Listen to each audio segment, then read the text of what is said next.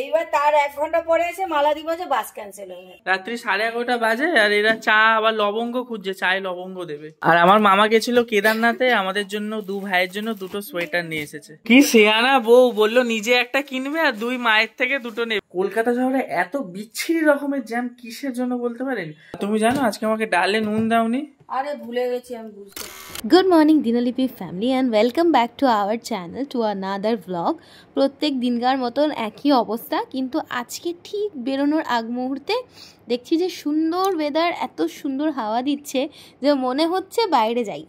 তবে বেরিয়ে হয়তো কপালে দুঃখ আছে, কারণ ওই দূরের দিকে দেখছি যে কালো মেঘ জমছে। তবে এরকম একটা দিনে বাড়িতে থাকার সুযোগ পেলে ব্যাস আর কিচ্ছু চাই না, কিন্তু সেটা সম্ভব নয়। আর আমি বেরোনোর আগে ভুলে গেছিলাম যে একটুখানি আমাকে ডিও মাখতে হবে। এই নিভিয়ার যে fresh natural blue colour, sky blue কালারের ডিওটা, পুরো গন্ধটা হচ্ছে আমরা যে নিভিয়া ক্রিমটা মাখতাম ব্লু রঙের, সেই একদম ওই পুরোনো দিনের গন্ধটার কথা মনে পড়িয়ে দেয়। আমি ছোটোবেলায় ভাবতাম যে এটার যদি একটা সেন্ট হতো তাহলে খুব ভালো হতো। আর আমাদের মনের কথা শুনেই হয়তো নিভিয়া কোম্পানি এটাকে বের করে। আমি ঠিক প্রত্যেক দিন যখন পড়াতে বেরোবো বলে একদম রেডি ফেডি হয়ে ব্যাগ ট্যাগ গুছাই, তখন আমি ভাবি যে মানে সত্যি এটাই কি আমার ফিউচার, মানে আমার কি হবে, এর ভবিষ্যৎ কি, কতদিন আর এরকম চলতে চলেছে, কতদিন পর হচ্ছে গিয়ে আমি একটা স্টেবল লাইফ পাবো। এই সমস্ত ভাবতে ভাবতে আবার দেখি যে দিনের শেষ কখন হয়ে গেছে, কখন বাড়ি চলে এসেছি কোনো ঠিক ঠিকানা থাকে না। যা অ্যাজিউম করেছিলাম একদমই তাই। টোটোতে উঠতে উঠতে দেখছি যে কালো মেঘ টোটোর পেছন পেছন ধাওয়া করছে। তবে এখনও ভাবিনি যে বৃষ্টি আরম্ভ হয়ে যাবে, কিন্তু যেই না আমি বাস স্ট্যান্ডে গিয়ে দাঁড়িয়েছি অমনি হচ্ছে গিয়ে 1 ফোঁটা 2 ফোঁটা করে বৃষ্টি পড়তে আরম্ভ করেছে। আর এই নতুন ফোনটার কি ক্যামেরাটার কি অবস্থা আমার ঠিক জানা নেই, বৃষ্টিটা ক্যাপচার করতে পারে না। আমি অনেক চেষ্টা করি বৃষ্টি ক্যাপচার করার, কিন্তু এই ক্যামেরাটা কোনো মতেই করতে পারে না। টোটোতে আমি আজকে সামনে বসেছিলাম, এই যে দেখতে পাচ্ছেন ব্যাগের মধ্যে অলরেডি বৃষ্টির ফোঁটাগুলো আসতে আরম্ভ করেছে, আর আমি পুরো ভিজে গিয়েছিলাম। এই অটো থেকে নেমে আমার জামার সামনেটা পা ফা পুরো ভিজে গিয়েছে। এই যে দেখুন ক্যামেরা ক্যাপচার করতে পারছে না, বাট মারাত্মক জোরে এখন বৃষ্টি হচ্ছে, মানে জাস্ট স্টার্ট হয়েছে বৃষ্টিটা।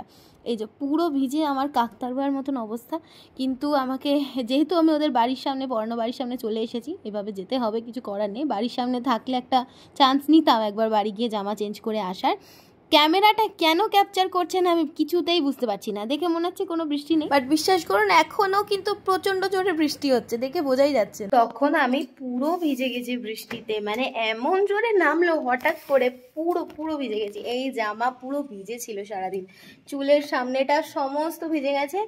কিন্তু যেই আমি পড়াতে ঢুকে গেলাম অমনি হচ্ছে গিয়ে বৃষ্টিটা কমে গেল, দেখছি রোদ উঠে গেছে। এবার জামা কাপড়গুলো আমি কিছুটা ছিল, 2-4টে জামা কাচার মতন ছিল, ওগুলো কাচলাম। এবার কেচে টেচে ভাবছি ছাদে মেলবো নাকি এখানে মেলে দেবো, কারণ এই যে রোদের অবস্থা। ভাত খাচ্ছিলাম তখন অসম্ভব মেঘ করে বৃষ্টি, আবার এখন হঠাৎ করে পুরো রোদ উঠে গেছে, দেখে মনে হচ্ছে যেন কোথায় বৃষ্টি, এমন তো কিছুই হয়নি। তাই এই কাঁচা জামা প্যান্টগুলোকে এখানটাতেই আপাতত গতি করি, আদারওয়াইজ এছাড়া উপায় নেই। আগে পড়াতে মাঝখানে কদিন ধরে আমি র্যাপিডো করে যাচ্ছিলাম। এবার র্যাপিডো করে যেতে গিয়ে দেখি আমার আরেক তাড়না, যে কদিন র্যাপিডো করে আমি পড়াতে গেছি প্রত্যেকটা দিন আমার লেট হয়ে গেছে। শুধু পড়াতে যাওয়া না, অন্য কোনো কাজেও যদি আমার র্যাপিডো করে বা উবের টোটো করে যাওয়ার থাকে। একদিন তো সম্রাট বিরক্তই হয়ে গেছে, মানে উবের টোটো বুক করেছি, প্রত্যেকদিন সেই লোকেশানে এলো, তার আগে 2 দিন সেম লোকেশানে, 3 নম্বর দিনে উনি বলছে যে আপনার লোকেশন অন্য কোথাও, উনি কোথায় অন্য 3 নম্বর না কোথায় চলে গেছে। তো তারপর থেকে না আমার যা শিক্ষা হয়েছে, আমি আর কোনোদিন উবের টোটো বা উবের মোটো বুক করছি না, র্যাপিডোও না। কারণ কি বলুন তো, কখনো কখনো হেল্পফুল, তবে রেগুলারিটি মেনটেনের ক্ষেত্রে আমার মনে হয় এটা ঠিক নয়, কারণ একে তো লোডিং হতে থাকে, তো হতেই থাকে।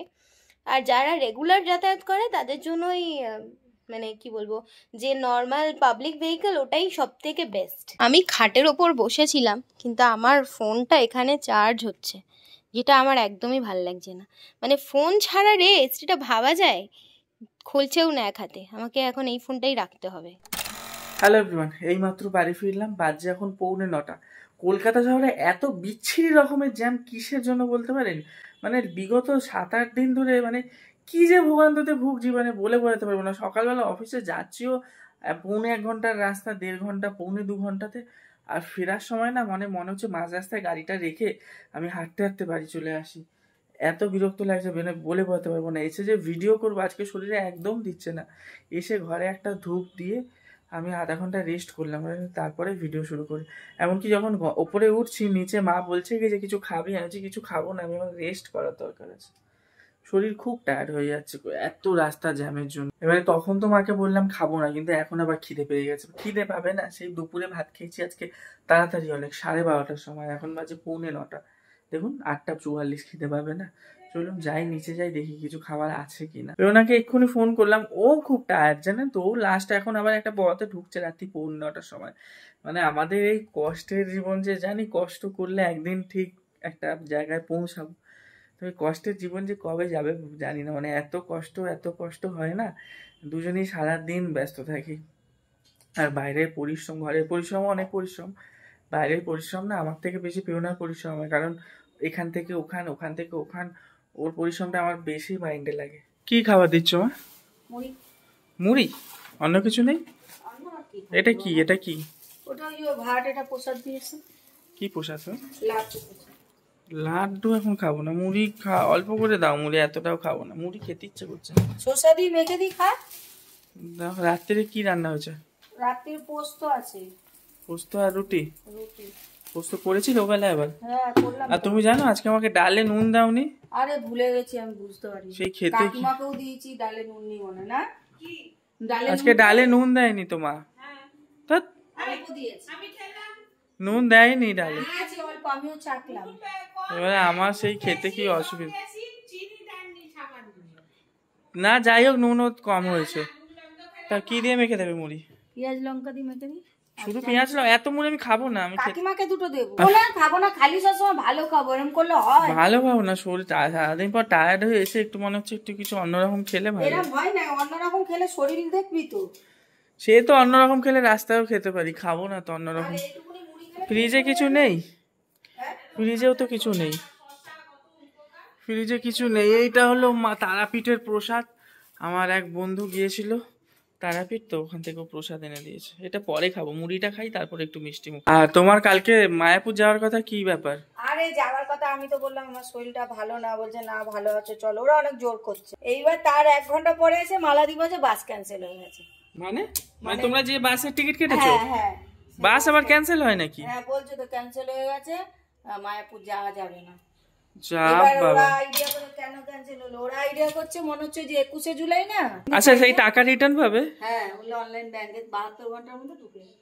ও তাহলে তোমরা অন্য সময় যাবে তো আবার নাকি? সামনের সপ্তাহে এখন প্রোগ্রাম হচ্ছে, কি পরের সপ্তাহে দেখা যাক, সবাই মিলেমিশে কি প্রোগ্রাম হয়। তোমার একটা ভিডিও করছি তো, হ্যাঁ দেখবে তোমার বিয়ের ভিডিও করবো।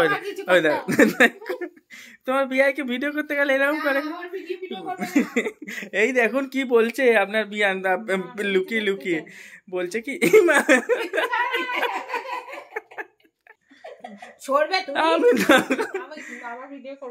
তখন আমি সেলফি করছি আমার দিকে ক্যামেরা করে, তারপরে আমার ফটো দেখিয়ে দিচ্ছি, তাও বলছে তোমাকে আমি চিনি না, তুমি আমার ফটো দেখে। আচ্ছা একটা কথা হলো, আমার মা আমাকে তো মুড়ি খাওয়ায় আপনারা দেখলেন, এবার আমার ভাইকেও মুড়ি খাওয়াচ্ছে। ও আমাকে এক্ষুনি একটা অবজেকশন করছে। ও ম্যাগি নিয়ে আসো বলেছে, ম্যাগি আনতে যাওনি দুজন মিলে? ম্যাগি আর তোর মুড়ি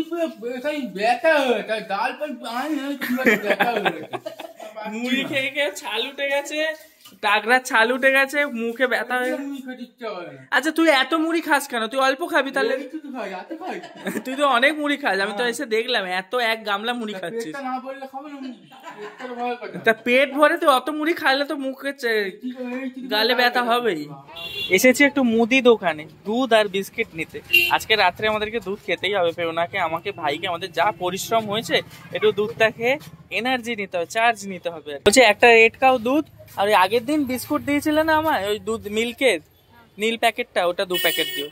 2 প্যাকেট বিস্কুট, একটা দুধের প্যাকেট। আমাদের এক রিলেটিভ নাইটি বিক্রি করে, তো আমার মা অর্ডার দিয়েছিল ওই নাইটি কিনবে বলে। এখন এদের নাইটি চুজ চলছে, তো তোমার কোনটা পছন্দ হলো?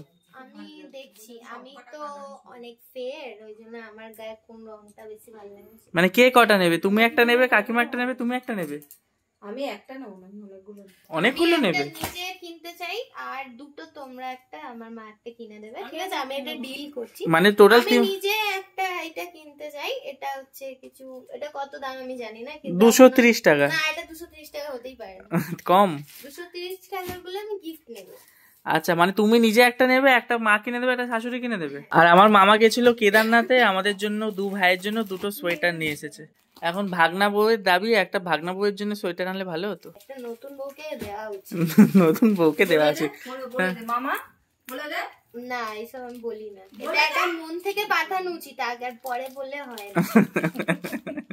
তখন মামি শাশুড়ি যাবে, মামি শাশুড়ি এনে দেবে। কি শেয়ানা বউ, বললো নিজে একটা কিনবে আর 2 মায়ের থেকে 2টো নেবে। এখন বলছে আমি দুজনে 2টো নিয়ে নিয়েছে, দুজনের থেকে 2টো। লাগবে নাকি বলো? এখন বলছে আর নিজের পয়সা দিয়ে নেবো না। চালাকি খেললো দেখলে মা তোমার বৌমা। আরেকটা শ্বশুরমশাই কিনে দিলে তো ব্যাস, গার্ডেন গার্ডেন হয়ে যাবে। শ্বশুর মশাইকে বলছে নাইটি কিনে দিতে। দিল শাশুড়ি কিনে দিয়েছে, মা কিনে দিয়েছে, বলছে শ্বশুর মশাই একটা কিনে দিলে দিল গার্ডেন গার্ডেন হয়ে যাবে। আর লাস্ট একটা শ্বশুরমশাই, একটা বর আর একটা দেওর কিনে ও বাবা, আবার বর দেওর সবাইকার লাগবে। বাজে রাত্রি 11:30 আর আমাদের খাওয়া দাওয়া কমপ্লিট। এখন 1 হাঁড়ি দুধ গরম করা হচ্ছে। আমরা আজকে 5 জন মিলে গরম দুধ খাবো, তাই তো? 5 জন না রে, 4 জন। কে কে? বাদটা কে? हम किसी से कम नहीं। কেন তুমি বাদ কেন? তুমি সকালে খেয়েছো নাকি? না। তাহলে তা 5 জনই খাবে। তোমার ওদিকে কি কাজ চলছে? আবার তুমি আবার জল গরম করবে কেন? চা খাবে মানে? রাত দুপুরে না নাটকবাজি আমার পছন্দ হয় না। কি করছে? ওই দেখো, সত্যি সত্যি চা চা পাতা। পাতা ফাপাতা নিস না। কি করছে রাত্রি? ওই যে ঢেলে দিল চা পাতা। চা খাবো বলছি তো। কি ব্যাপারটা কি গো? বেআইরাম চেপেছে। কি করবে সত্যি সত্যি বলো না। তোমরা দুজন মিলে কি লাগছো? রাত্রি 11:30। দেখুন আমি মিথ্যা কথা বলছি কিনা দেখুন। রাত্রি 11:30 বাজে আর এরা চা আবার লবঙ্গ খুঁজছে, চায়ে লবঙ্গ দেবে। সময় হলে সব দেখতে পাবে। কি করবে বলো? সকালের জন্য চা বানিয়ে রেখে দিচ্ছ নাকি? সকালে উঠে খালি খাবে। বলো কি হলো, তুমি 4 গ্লাস ঢাললে কেন 4 জায়গায়? তুমি হাঁড়িতে করে খাবে? তাহলে না না, 5টা ঢালো, 5 জনই খাবো। আরে হাড়িতেই খাবো আমি। তুমি হাঁড়িতে খাবে তো? দেখি কেমন খাওয়া শুরু করো। কোন হাঁড়িটা? এইটা কি? ওই দুধ। ও 2টো হাঁড়ি, এটা আবার ছোট একটা হাঁড়ি। এটা তুমি খাবে। কিরকম তোমরা দুজন। গ্লাসের অভাব বলি। আমরা প্রচুর গ্লাস আছে, দেখা না খুলে দিলাম। আমরা ছেলেরা হাঁড়িতে, অডিয়েন্স বলবে হাঁড়ি বাড়ি করে আমাদের। আমি আর রাত্রিবেলা বার করছি না তো। আমরা ছেলেরা গ্লাসে খাবো আর তোমরা দুজনে মহিলা হাঁড়িতে খাও। চা খাবে তো? এই দেখো বাবা, রাত্রিবেলা চা বানাচ্ছে। এখন রাত্রি 11:30। সত্যি চা বানাচ্ছে দেখো। না সত্যি চা। এই দেখো ফুটছে চা। ওই ইউটিউবে পড়েছে খাওয়া যাচ্ছে। সত্যি চা দেখো। দেখ বালিশগুলোও রাখতে দিচ্ছে না। এই দেখো। গন্ধ শুকো চা? বলছে রাত্রিবেলা খাওয়ার পরে নাকি চা খেতে হয় এরকম। পেছন দিয়ে আমার মাকে ধাক্কা মেরে দিয়েছে। তুমি আমার পেছনে দাঁড়িয়ে আছো কেন এরকম? তা ধাক্কা মারবি? আচ্ছা, প্রায় 15-20 মিনিট ফোটানোর পর এই যে রচা তৈরি হলো। এবার এই রচাটা কি হবে এটা আমি বলছি, ওপরে গিয়ে আমাকে দেখাবে। কি খাবো? চা পাতা খাবো সব এখান থেকে। এই দেখুন ওপরে এসে আসল জিনিসটা ধরা পড়েছে। এক সপ্তাহ আগে কিনে রেখেছিলাম, 1 সপ্তাহে পাক্কা। আচ্ছা, আজকে ফাইনালি হচ্ছে। মানে কালকেই ইচ্ছে ছিল ভেজানো, কারণ আজকে বেলাটা আমি একটু ফাঁকা ছিলাম, আজকে মাত্র অনেকটা সময় পেতাম কিন্তু পাইনি। কারণ আর দ্বিতীয়ত বাড়ির কাছে এসে মনে পড়েছে যে দইটা আনা হয়নি। আর আমাদের এখানে বৃহস্পতিবার দিনটা সব দোকানপাট বন্ধ থাকে, তো সেই জন্য কিনে আনা হয়নি। আর ব্যাপারটা হলো হেনা আনা ছিল, সব থেকে বড় ব্যাপার হলো রচাটা বানানোর সময় পাচ্ছিল না। দই আনার সময় দই আনানোর সময়। এই বাবা কিরম গন্ধ ছাড়ছে ঘরের মধ্যে। হেনার গন্ধ, এটা এত সুন্দর গন্ধ। সুন্দর গন্ধ, কিন্তু এই এসিতে তো উড়ে যাবে মনে হচ্ছে হেনা। এসির পাখাটা সরিয়ে আনো এখান থেকে। হ্যাঁ। আচ্ছা, এর মধ্যে আবার দই দিয়ে আচ্ছা, আগে দেখতাম আমার মা ফাড়া করতো, ডিম দিত। ডিম দেবো কালকে। দেবে তুমিও? আর পাতিলেবু ওইসব দেবো না, আমার প্রসেস করা চুল তো, অত দিলে যদি পাতি লেবুতে যদি আবার রং টঙের কোনো ব্যাপার হয়, ওই জন্য। আচ্ছা, এতটা কে কে মাখবে এটা চুলে? আমি মাখবো। তুমি মাখবে? আমি? হ্যাঁ, আমিও আছি এই লিস্টে। তুমি আছো, কারণ তুমি অডিয়েন্সকে বলো তোমার কি হচ্ছে প্রবলেম। কিছু প্রবলেম হচ্ছে না। এত তাড়াতাড়ি অডিয়েন্স, উঠছে, এত তাড়াতাড়ি অডিয়েন্স এইটা শুনতে রেডি থাকবে না। এই চুল উঠছে, মানে জানি না আমার বর ঠিক হয়ে যাবে কিনা কিছু বছরের মধ্যে। তোমার শাশুড়িও মাখবে নাকি? হ্যাঁ, হয়ে যাবে 3 জনের। হ্যাঁ, অনেকটা আছে, এটা আরো বাড়বে ভিজলে মনে হয় না? যে কদিন আমার মা আমার চুলের যত্ন নিয়েছিল সে কদিন আমার চুলগুলো একটু তাকিয়ে দেখতো, লোক প্রশংসা করতো। যবে থেকে আমার দায়িত্বে আমি নিজেকে নিয়ে নিয়েছি, তবে থেকে আমার মুখ, চুল সবকিছু বেশি পাকা হয়ে গেছো।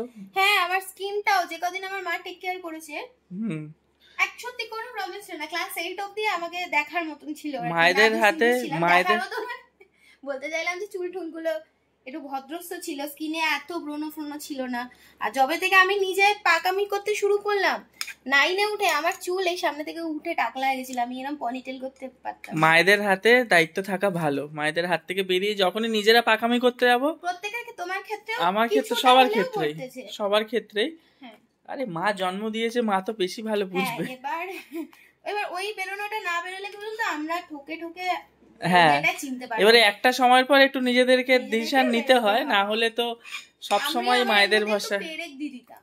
কি দিতে? পেরেক। কিসের মধ্যে? মানে এই দিনাতে হেনার মধ্যে পেরেক দিতে? কারণ ওটা হেনাটা কালো হয়। বাবা, ভালোই তো তুমি সিস্টেম সমস্ত জানো। আচ্ছা তুমি হেনা মাখো, আমি ঘুমাই। ও মাখবে তো কালকে। এটা আজকে সারা রাত ভিজে ফুলে উঠবে। তারপর তুমি তোমার হেনা করো, একটু বিছানা প্লিজ এইসব সরাও, আমাকে একটু শুতে দাও। যাও তো তুমি। এই দেখো আবার নাইটি ভাইটি কিনে উপরে নিয়ে চলে এসেছে, দুটো নাইটি গিফট। তুমি একটা বউ বলছি, তুমি একটা বর হওয়ার দরুন তোমার আমাকে হেল্প করা উচিত। আমি তোমার দার্জিলিং ঘুরতে নিয়ে যাচ্ছি, তার জন্য মার্কেটিংও করে দেবো 2 দিন পরে। আর নাইটে আর কি হেল্প করবো, মানে কিছু হেল্প করতে পারবো না। তুমি এগুলো সরাও প্লিজ, আমি শোবো এখন। Good night, bye bye. একটু ভিউয়ারদের বাই বাই বলে দাও। ঠিক আছে, আজকের ভিডিওটা এই মতো শেষ করছি, আবার দেখা হবে কালকে। আমার তো কোনো ছুটি নেই, ওর ছুটি। আমারও ছুটি নেই, ঘরে কাজ থাকে। কালকে হেনা মাখা হবে, কালকের ভিডিওতেও দেখানো হবে। Bye bye, good night.